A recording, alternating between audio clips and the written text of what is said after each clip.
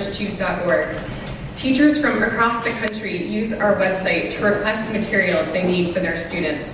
Everything from pencils to microscopes to musical instruments. Of the 250,000 teachers we have using our website, James Walter Doyle stands out. Walter teaches in one of the poorest neighborhoods in the country. Economically, his students face an uphill battle. 75% of them live below the poverty line. But after spending the day in Walter's classroom last week, I know that his students are some of the most fortunate students in the country. I sat in on his 9th grade English class, covering the book Anthem by Ayn Rand. The subject matter was incredibly daunting. In fact, I don't remember covering that until much later.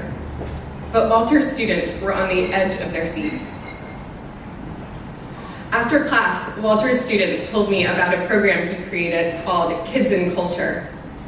This year, they'll be studying Eastern Europe and taking a trip to Germany, Austria, and Switzerland.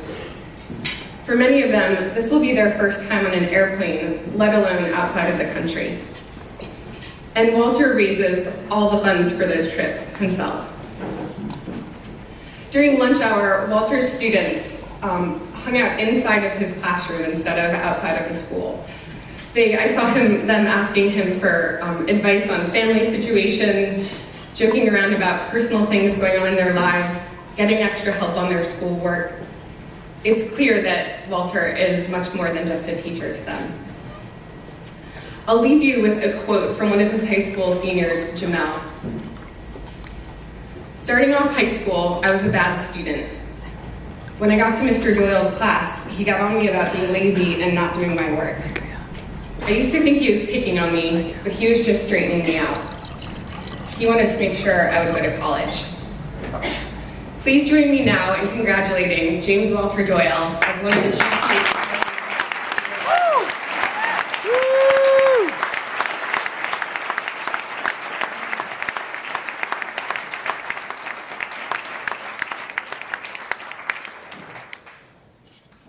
I'm honestly extremely humbled and honored to be standing here representing teachers all over the country. There's thousands of amazing teachers working every single day to make sure that kids actually are on the right track.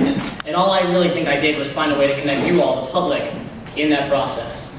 I think it's way past the idea of asking ourselves, what can we do about education, how can we fix it? But instead, what can we do together, and how can we all get involved?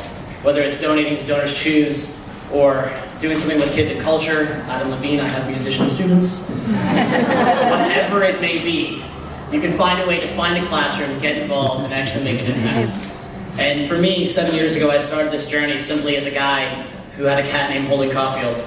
And now if you ask my kids where we are, I'm just a fair-skinned brother with good hair who really likes sports.